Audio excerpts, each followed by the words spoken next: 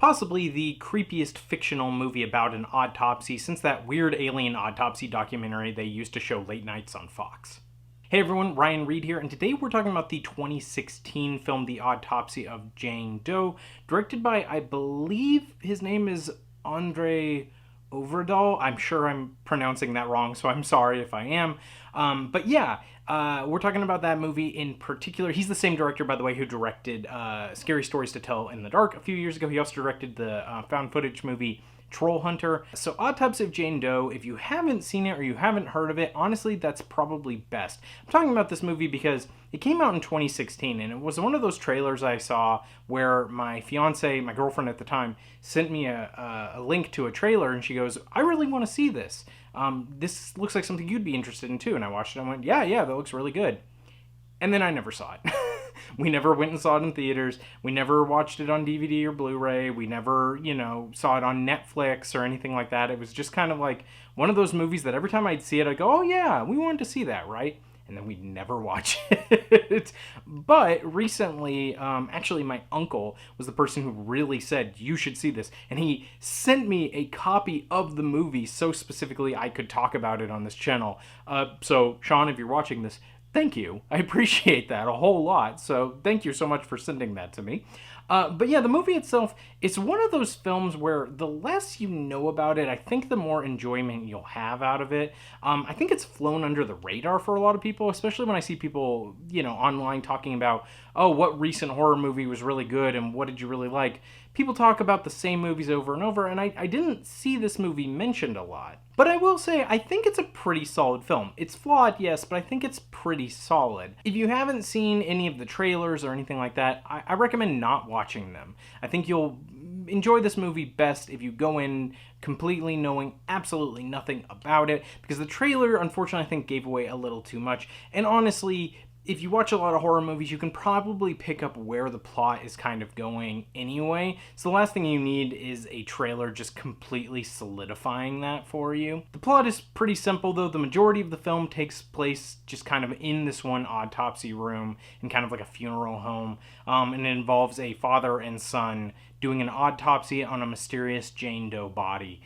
And that's pretty much all I'm going to say about it, because I think the first 2/3 of this movie are fantastic for the most part. I think they're really, really solid. The direction here, again, if you liked Scary Stories to Tell in the Dark, or at least that kind of style, same director, same style, it feels very similar. He knows how to build tension, he knows how to create dread and atmosphere, he knows how to get great performances out of his actors, and there's a lot of really interesting stuff in the first 2/3 of this film. The tension and dread is so well earned, and it's really interesting to just kind of watch them piece together this story as it goes along, and it's better if you're kind of there for the ride of that. The film's special effects are fantastic, by the way. It's pretty realistic as far as watching an autopsy goes. Again, the tension in the film, the atmosphere, the dread, I was definitely sitting there going, all right, where's this going? And I was waiting for stuff to happen. And I think that's my favorite type of stuff in horror films, where it's not necessarily leading up to a scare, but it's just building this sense of dread and fear and just kind of like ambiguity of where is this going? What's going to happen? What have these characters gotten themselves into? I think where the film kind of falls apart a little bit, some of its flaws, it does utilize jump scares, which I could forgive if things had panned out a little bit differently at the end. I'll kind of get to that. We go from a few jump scares. There's only a handful of them in the movie, and they're okay. They're not really scary. In fact, he does the same thing he did in Scary Stories to Tell in the Dark, which I don't understand, which is the pop-up into frame jump scare, where something goes, whoa, and it's right in the frame of the camera.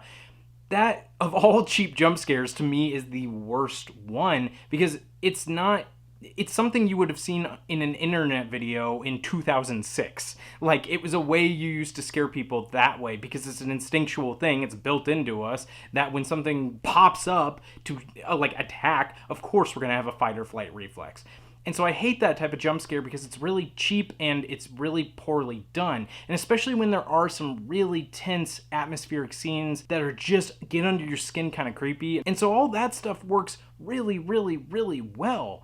But then he'll just throw in these random jump scares of like, boo, loud noise, boo, loud noise. No, movie, what you were doing before, just this like subtle stuff, this autopsy stuff, this just kind of like something is uneasy, something's not right. That sticks with me far more than something just going boo, which I've talked about a billion times in movies. Now, to be fair, there's only 3 I can really think of as bad jump scares. And like I said, I could probably forgive that if it wasn't for the last third of this movie. The last third of this movie just kind of falls flat on its face. All that tension, all that ambiguity, all that unease, all that dread is completely dropped for lots of exposition, lots of just kind of like modern day horror stuff, and stuff that feels like it plays into plot elements within the movie, like little things that happen that are supposed to be kind of creepy or scary, that later on you're like, oh, this ties in with that, or, you know, we get to know our characters more, and suddenly this makes more sense. No, it doesn't. It doesn't add to anything. The movie has an ending that you feel the flow of the movie and you know where the movie is supposed to go. But then the movie pulls a complete 180 and changes the ending, not because it's trying to subvert your expectations, which maybe that's what they were trying to do in the script, is like, well, they think it's going this way, but we're going to change that. But it doesn't do that. It doesn't subvert your expectations and go, oh, that's an earned ending. What it does is it just changes things up because it feels like it has to change things up.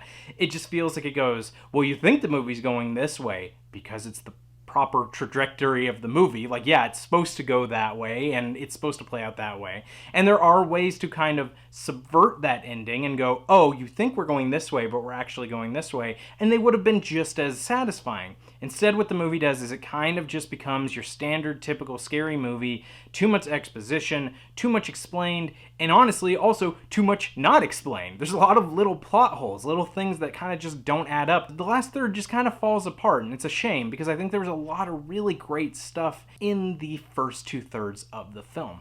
I do think that this movie is worth watching. If you haven't seen it yet and it's on Netflix or it's on a streaming service you're watching and you're like, oh, yeah, I heard Ryan talk about that movie. Do watch it. Check it out. It's great. It's a great movie for like an afternoon. Sitting down maybe during like a thunderstorm or something and just kind of like watching a scary movie. You can do way worse. And I think there's a lot of great stuff in here. Again, the performances are really good. Art direction, special effects, the tension, the atmosphere, kind of setting things up slowly and letting things build. All great. I just wish that the film had kind of trusted itself a little bit more because it doesn't quite stick the landing. I think there's enough actual legitimate scares and fear in the movie that had you just kind of kept on that trajectory, it would have been something that really stuck with you. It just doesn't quite reach the levels that I think it could have, and that's a shame.